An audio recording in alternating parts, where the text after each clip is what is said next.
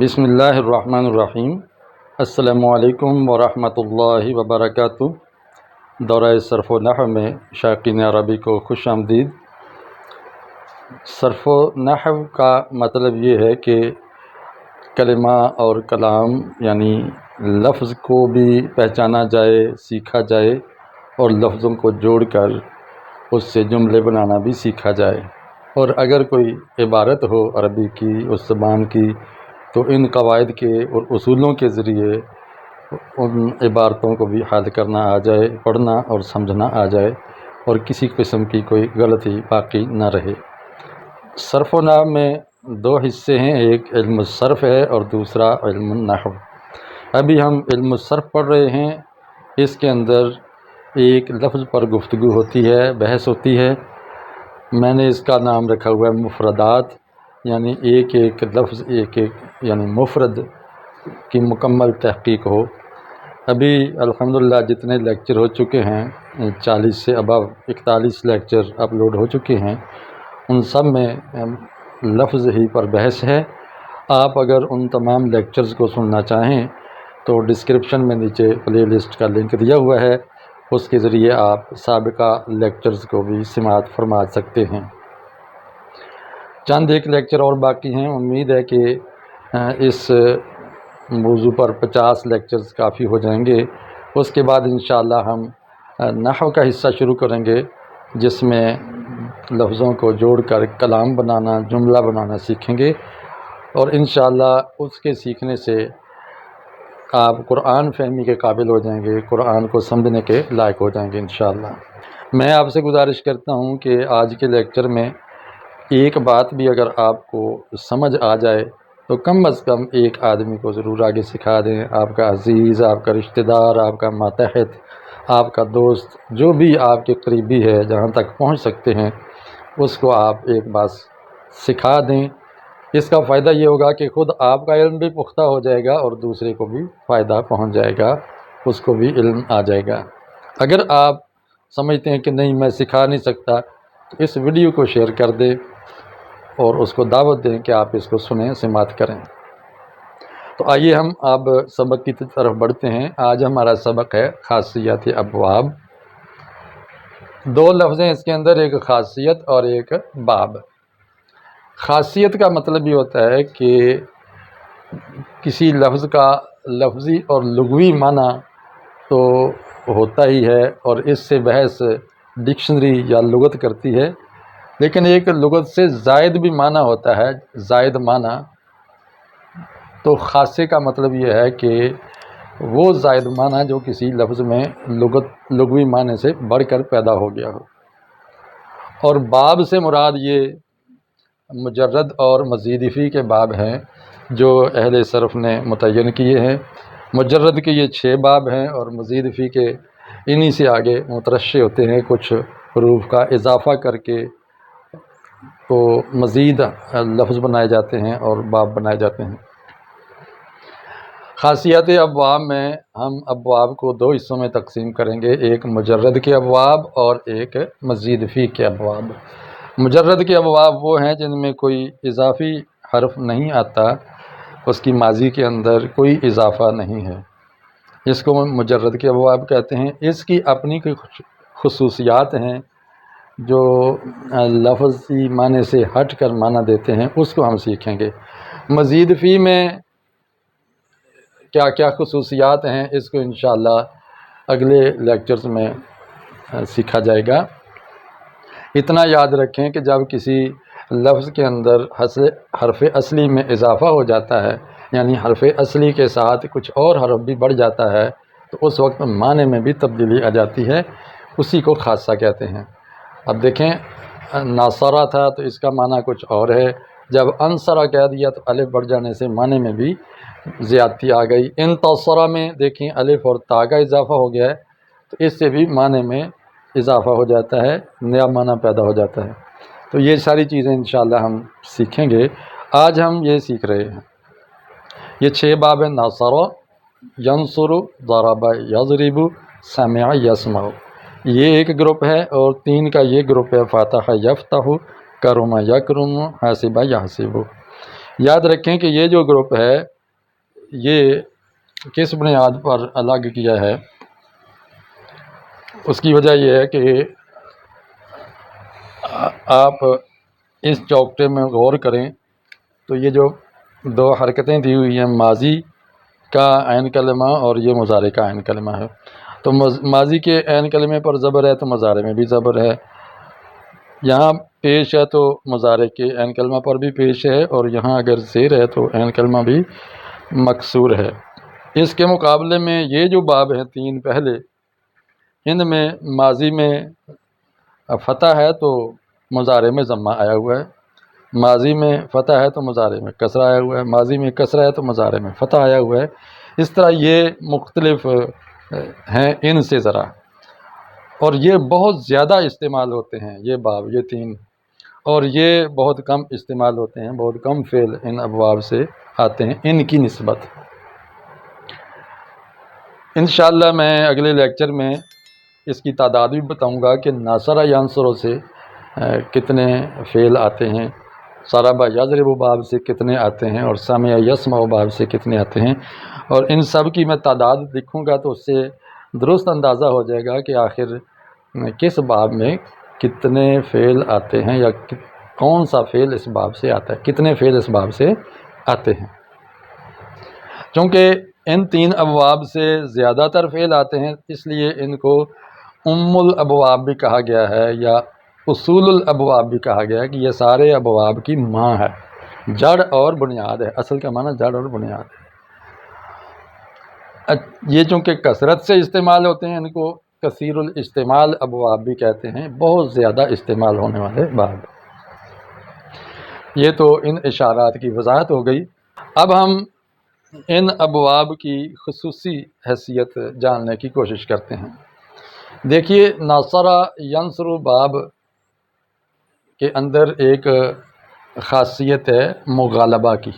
مغالبہ کا معنی ہوتا ہے غلبہ پا دینا، جیت جانا، آگے بڑھ جانا اور فوقیت اختیار کر لینا۔ جب آپ کسی کے ساتھ مقابلہ کرتے ہیں اور اس مقابلے میں آپ جیت جاتے ہیں تو اس جیت کا اظہار جن لفظوں میں کریں گے، جس فعل کے ساتھ کریں گے، وہ ناصرہ ینصر باب سے آئے گا۔ یہاں دیکھیں، دو اشخاص میں سے ایک کا غلبہ ظاہر کرنا ہو تو اس کو باب ناصرہ ینصر سے لایا جائے گا، لیکن اس کے لیے شرط یہ ہے کہ اس سے پہلے مفعلہ باب سے مقابلے کا تذکرہ کیا جائے، کیونکہ جب کوئی فعل مزید فی میں سے باب مفعلہ کے وزن پر آتا ہے تو اس کے اندر بھی ایک خاص معنی آ جاتا ہے۔ اس کا مطلب ہے کہ یہ کام ایک نے نہیں کیا بلکہ دو نے کیا ہے، ایک پارٹی نے نہیں کیا، دو پارٹیوں نے کیا ہے، تو یہ مقابلہ کی کیفیت آ جاتی ہے۔ جیسے میں آپ کے سامنے ہوں، آپ میرے سامنے ہیں، تو یہ دونوں کا مقابلہ ہو گیا۔ اس طرح میں بھی ایک سوچ رکھتا ہوں اور آپ بھی ایک نظریہ رکھتے ہیں، دونوں نظریات پر گفتگو ہو رہی ہے، آپ کہتے ہیں کہ میں ٹھیک ہوں، میں کہتا ہوں کہ میں ٹھیک ہوں، تو یہ جب بحث ہوتی ہے اپنے نظریات کی تو اس کو مناظرہ کہا جاتا ہے، وہ بھی باب مفاعلہ کے وزن پر، ناظرہ یناظر مناظرہ۔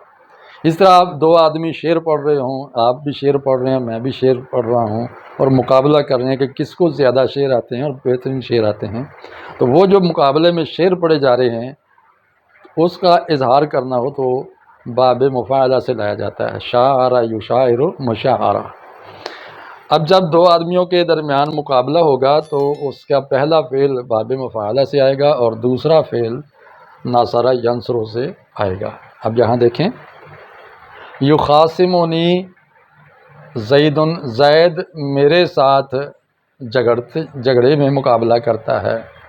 خصم ہوتا ہے مخالفت کرنا، جھگڑا کرنا، حجت بازی دلیل کے ساتھ گفتگو میں بھی تو خصم ہو جاتا ہے، جھگڑا ہوتا ہے، مار کٹائی میں بھی جھگڑا ہوتا ہے، تو اس میں زید میرے ساتھ مقابلہ کرتا ہے، فاخصمہ، اور میں اس سے جھگڑے میں جیت جاتا ہوں، غالب آ جاتا ہوں۔ تو یہ دیکھیں، اس میں مغالبہ کا مفہوم آ گیا۔ یا اس پر غور کریں، یضاربنی فاضربہ، وہ میرے ساتھ مضاربت کرتا ہے، یعنی مار پیٹ کرتا ہے، پٹائی کرتا ہے، اور مار کٹائی میں مقابلہ کرتا ہے فَأَضْرُبُهُ، تو میں مار پٹائی میں اس پر غالب آ جاتا ہوں، جیت جاتا ہوں۔ اب آپ غور کر رہے ہوں گے کہ اضربو ضربہ یضرب باب سے ہے، تو یہ ناصرہ ینصرو سے کیوں لایا گیا ہے؟ اس کا اصول بتایا گیا ہے کہ خواہ باب کوئی بھی ہو، کسی بھی باب کا وہ فعل ہو، جب وہ فعل صحیح ہو، فعل صحیح ہو یا اجوف واوی ہو یا اجوف ناقص واوی ہو، تو وہ اسی باب سے آئے گا غلبے کے اظہار کے لیے، چاہے وہ اصل میں ضربہ یضرب ہو یا فتح یفتح باب سے وہ فعل ہو یا سامع یسمع باب سے ہو، تو اسی وزن پر، اسی باب پر اس کو لایا جائے گا غلبے کے اظہار کے لیے۔ لیکن یاد رکھیے کہ وہ فعل صحیح ہونا چاہیے۔ فعل صحیح آپ پچھلے لیکچر میں جو ہفت اقسام کے لیکچرز ہیں اس سے آپ یہ چیز سیکھ سکتے ہیں۔ تو اسکرین پر اس کا یہ ٹائٹل بھی آ رہا ہے، آپ سرچ کر کے اس لیکچر کو بھی سن سکتے ہیں۔ دوسرا باب ہے ضربہ۔ ضربہ یضرب باب کے اندر بھی مغالبہ کا خاصہ ہے، مغالبے کا معنی پایا جاتا ہے، لیکن فرق کیا ہے؟ اس میں بھی مغالبہ ہے، اس میں بھی مغالبہ، فرق کیا ہے؟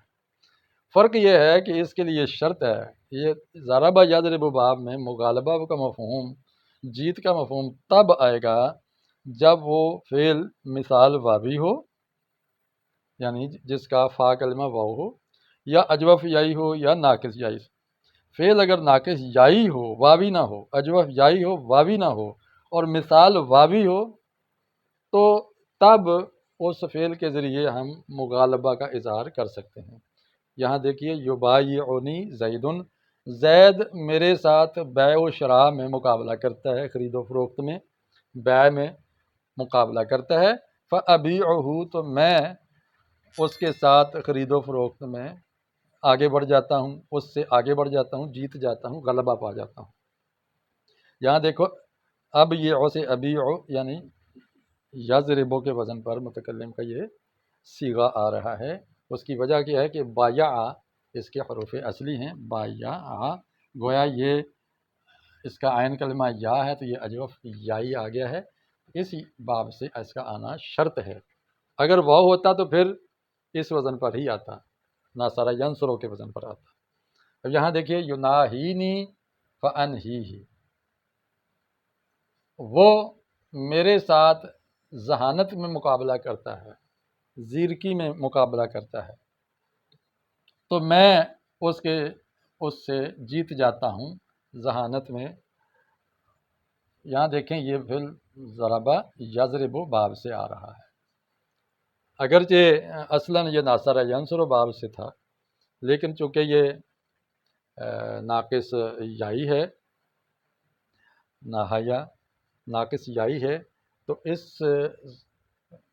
اس فعل سے غلبے کا معنی لینا ہو تو وہ ضربہ یضرب باب سے آ سکتا ہے۔ تیسرا باب سامعہ ہے۔ اس باب کا کیا خاصہ ہے؟ اس کا خاصہ ہے کہ یہ عام طور پہ لازم ہوتا ہے، متعدی بہت کم ہوتا ہے۔ لازم کیا ہوتا ہے، متعدی کیا ہوتا ہے؟ لازم وہ فعل ہے جس کو بات پوری کرنے کے لیے صرف فاعل کی ضرورت ہوتی ہے، مفعول کی ضرورت نہیں ہوتی۔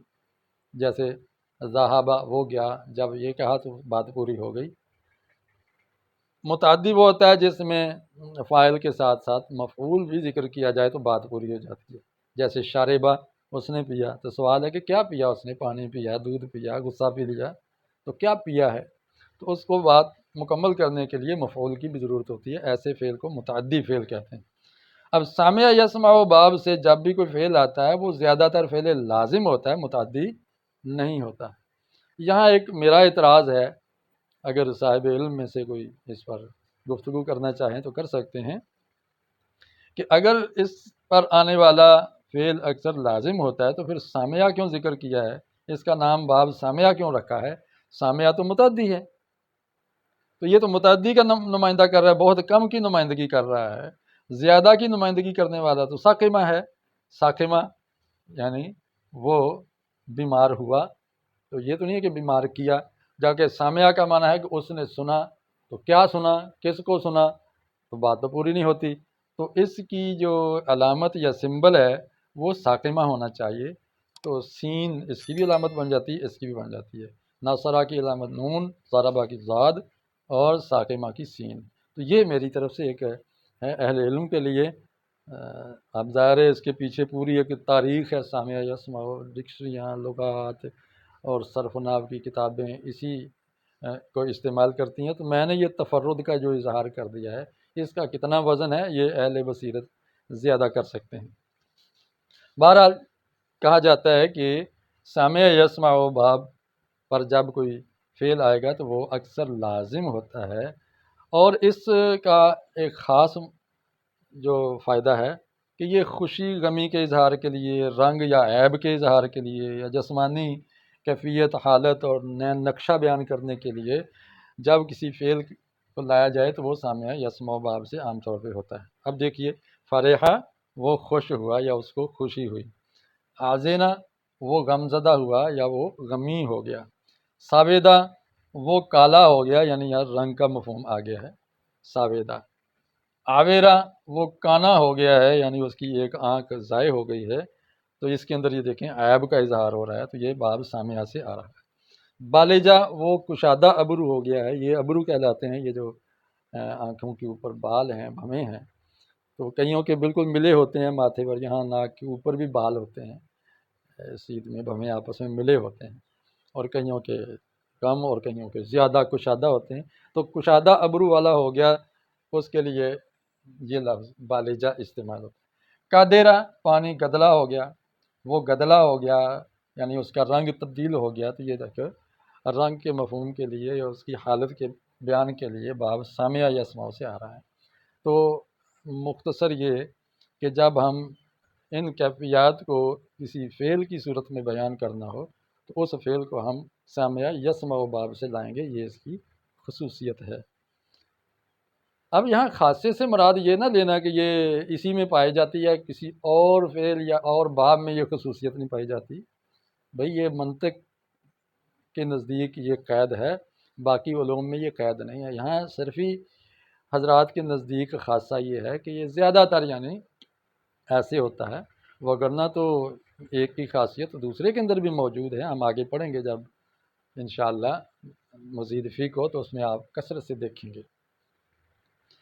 یہ 3 باب تھے جو کثیر الاستعمال ہیں، جو الابواب کہلاتے ہیں اور اصول ابواب کہلاتے ہیں۔ اس کے بعد یہ 3 باب ہیں جو بہت کم استعمال ہوتے ہیں۔ فاتحہ، اس کی خصوصیت کیا ہے؟ اس کی خصوصیت معنوی نہیں ہے، اس کے معنی میں اضافہ نہیں ہوتا، البتہ ایک لفظی خصوصیت ہے اس کے اندر کہ اس لفظ کے اندر جو عین کلمہ ہے یا لام کلمہ ہے وہ عام طور پہ حرف حلقی ہوگا۔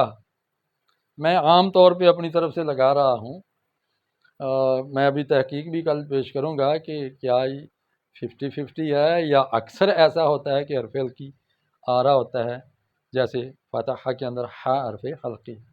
آپ کہہ رہے ہیں جی حرف حلقی کیا ہوتا ہے؟ بھئی وہ حروف جو حلق سے ادا ہوتے ہیں وہ 6 ہیں، حمزہ، ہا، عین، ہا، غین، خا، یہاں سے لے کر یہاں تک کے علاقے سے جسم کے حصے سے جو حلق سے ادا ہوتے ہیں حروف، ان کو حروف حلقی کہتے ہیں۔ حمزہ یعنی آ، ہا، آ، ہا، خا، غا، یہ 6 حروف حلقی ہیں۔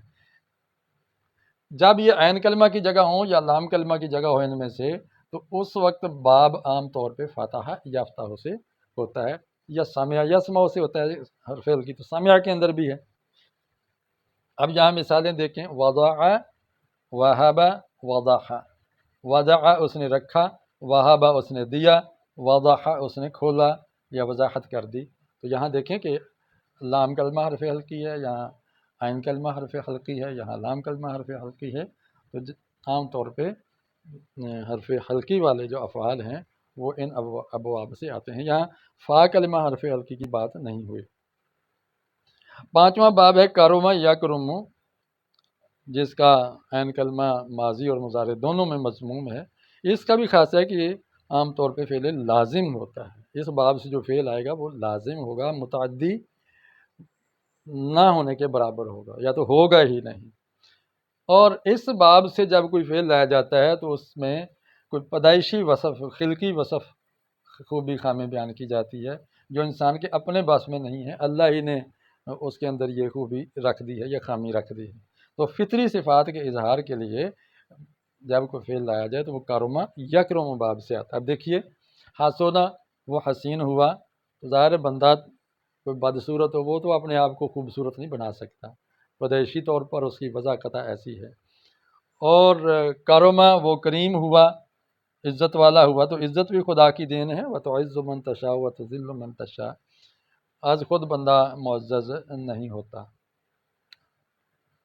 شرفا، وہ شریف ہوا، یعنی وہ حسب نسب کے لحاظ سے اچھے خاندان والا ہوا، تو یہ حسب نسب بھی ایک پیدائشی اور خلقی امر ہے۔ کابورا، وہ بڑا ہو گیا، تو بڑائی بھی ایک پیدائشی عمر کے لحاظ سے۔ ساگورا، وہ چھوٹا ہوا، یہ بھی پیدائشی اور خلقی صفت ہے، فطری ہے۔ بعض اوقات بندہ کوئی اتنی محنت کرتا ہے، کسب کرتا ہے، کمائی کرتا ہے اور کچھ ایسی مہارت پا لیتا ہے کہ اس میں وہ اس کا طبعی فعل بن جاتا ہے، طبیعت کا حصہ بن جاتی ہے وہ چیز۔ ایسی کیفیت کو ظاہر کرنے کے لیے بھی آپ کارما یکرم سے لے آتے ہیں، جیسے فقوہا، وہ فقیہ ہوا، یعنی دین کا ماہر ہوا، دین اسلام کا، اس نے تمام علوم میں دسترس حاصل کی اور بہت ہی زیادہ سمجھ بوجھ پانے کے بعد یہ لفظ آ گیا فقوہا۔ آخری باب دیکھیے کہ حاسبہ یا حسب باب، اس کا خاصہ کیا ہے؟ اس کا یہ خاصہ ہے کہ اس سے فعل بہت کم آتے ہیں، بس یہی اس کا خاصہ ہے۔ میں نے اب تک جو تحقیق کی ہے انشاءاللہ اس کا تذکرہ کل کروں گا، کل اس کی لسٹ دوں گا۔